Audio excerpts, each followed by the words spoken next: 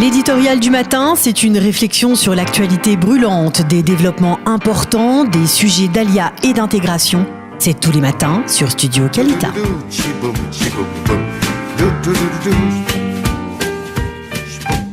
Carole Waknin, bonjour, Boker Tov. Boker Tov. Alors, nous sommes heureux de vous accueillir ce matin sur Studio Kalita pour nous parler d'un projet qui a été, on va dire, lancé, inauguré hier soir à Mikvé Israël. Il s'agit d'un projet qui s'appelle, si je ne m'abuse, Yad Beyad, qui vise à venir en aide aux Olim Hadashim, c'est-à-dire que des anciens Olim viennent appuyer et faciliter l'intégration des nouveaux immigrants. Il faut souligner que ce projet a été initié, est-ce que je ne me trompe, par le Keren HaYesod avec le concours de plusieurs grandes associations comme la nôtre, Kalita, l'association Kalita, mais également la fondation Adélis, la fondation Adémas, tout cela dans le but de venir en aide à l'intégration, de favoriser donc l'intégration des nouveaux immigrants. Alors expliquez-nous un peu mieux, de manière plus détaillée, plus précise, ce qui s'est passé hier soir à Mikvé Israël. Alors, tout d'abord, 12 points Daniel Haïk, tout était parfait, c'est exactement ça.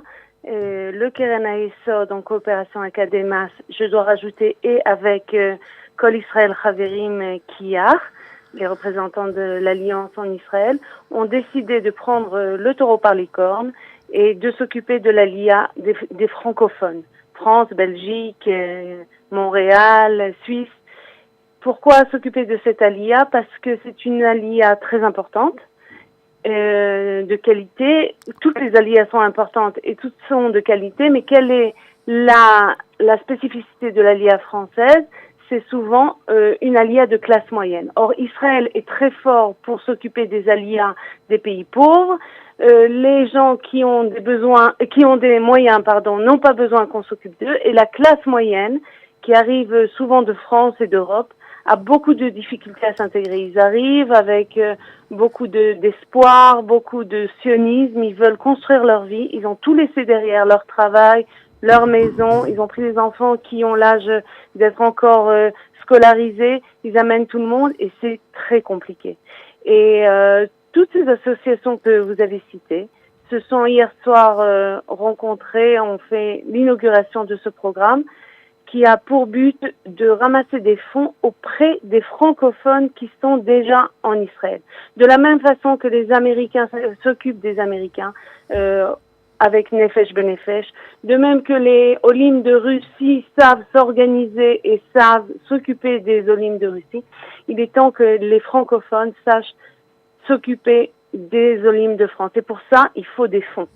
Parce qu'il y a énormément d'associations, énormément de bonne volonté qui se sont levées pour faire des misgarotes, des cadres pour aider les Français, mais sans les fonds appropriés. Alors, une petite précision, parce que je voudrais mieux comprendre, c'est-à-dire ce n'est pas un projet qui est financé par le Keren HaYesod, mais c'est un projet qui veut collecter des fonds auprès de l'ALIA de France, c'est ça? Exactement. On veut collecter des fonds auprès de l'ALIA francophone, je répète, francophone, France, Belgique, Suisse, auprès des Olim qui avant étaient donateurs. Quand ils étaient en Europe, ils étaient donateurs pour le Keren HaYesod ou pour d'autres associations et qui, une fois arrivés ici en Israël, ne sont plus donateurs parce qu'ils ne sont plus non plus, sollicités. Et on veut les solliciter dans le but d'aider l'ALIA francophone. D'aider les plus démunis, que les plus nantis aident les plus démunis. Ne pas attendre le gouvernement, ne pas attendre... Mais oui, c'est peut-être là le problème, parce que on se serait attendu, et vous parliez des Américains et des Russes. Les Américains et les Russes, je m'excuse de vous le rappeler, mais ils reçoivent des fonds importants, conséquents. Nefesh Benefesh, par exemple, reçoit des fonds par millions de shekels de la part du gouvernement israélien. Les Russes, n'en parlons pas. Pourquoi finalement, les Français, il faut encore que même après avoir fait leur alia, il faut chercher encore des fonds chez les francophones qui ont fait leur alia aussi et qui ont peut-être aussi des besoins, même s'ils sont plus aisés. C'est tout simple. Nefesh Benefesh, c'est une adresse.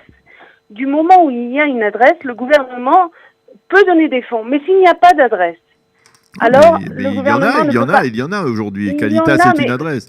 C'est une adresse Kalita, mais le Keren Hayesod qui va faire ça en coopération avec Kalita. Le Keren Hayesod, c'est une association centenaire. C'est une association qui a l'habitude et les moyens de ramasser de l'argent dans le monde entier. C'est ce qu'on fait depuis 100 ans. Donc, on a un nom en Israël. Je comprends, Carole, je comprends très bien. Mais nous connaissons en fait tous les acteurs. Et la question que je vous pose, c'est pourquoi finalement, par exemple, le Keren Hayesod France, qui existe, et pourquoi ne se mobiliserait-il pas aussi pour favoriser cette intégration des Olim de France? Pourquoi? C'est une très bonne question, Daniel, mais j'ai aussi une très bonne réponse. Le Keren Hayesod en France ne peut pas se mobiliser pour l'Aliyah de France parce que du fait que c'est une organisation déclarée, ordonnée en France, ils n'ont pas le droit au point de vue légal en France de ramasser des fonds pour faire partir des Juifs de France. Ils peuvent pas. Non, c'est pas pour les faire partir, c'est pour ceux qui sont déjà là. Voilà, oui. Ni pour les intégrer. Ils n'ont pas le droit. En France, nous ramassons de l'argent pour l'Aliyah de Russie, pour l'Aliyah d'Éthiopie, pour les programmes pour les Israéliens ici, pour la périphérie, etc. Mais nous ne pouvons pas ramasser de l'argent pour les Juifs français. C'est impossible. Ah oui. C'est dommage.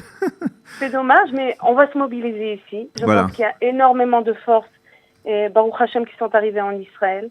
Et c'est pas un secret qu'il y a beaucoup de communautés qui se vident en France. Les gens sont là. Hier soir, on les a vus. Ils étaient tous à Mikvé Israël. Oui.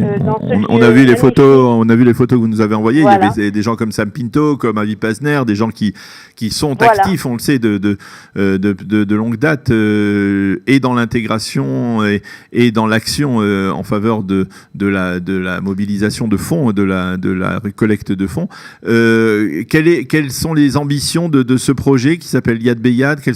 Combien de fonds faudra-t-il collecter pour essayer de venir sérieusement en aide à ces Olim de France?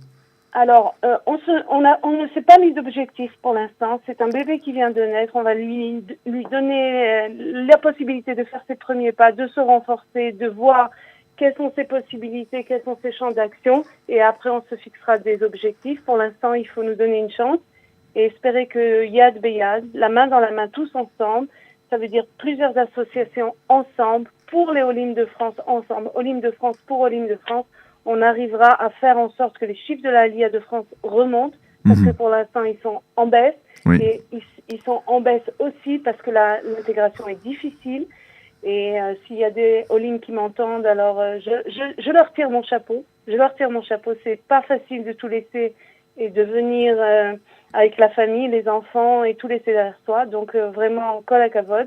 Et on espère qu'on va pouvoir les aider.